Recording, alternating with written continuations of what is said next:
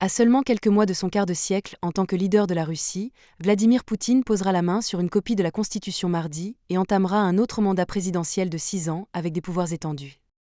Depuis qu'il est devenu président par intérim à la fin de l'année 1999, Poutine a façonné la Russie en un monolithe, réprimant l'opposition, écartant les journalistes indépendants du pays et promouvant un engagement croissant envers les valeurs traditionnelles qui poussent la société vers des limites plus étroites.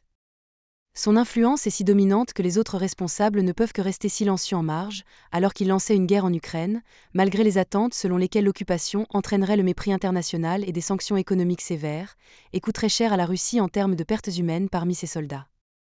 Avec ce niveau de pouvoir, que fera Poutine lors de son prochain mandat?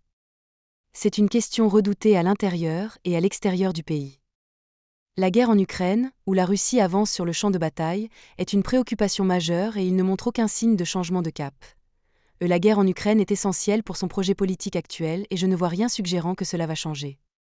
Et cela affecte tout le reste, déclare Brian Taylor, professeur à l'université de Syracuse et auteur du livre The Putain Code, dans une interview avec l'Associated Press.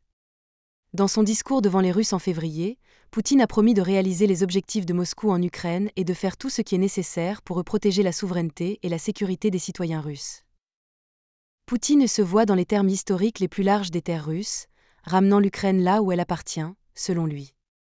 Et je pense que cette ambition dépasse tout programme socio-économique, dit Taylor.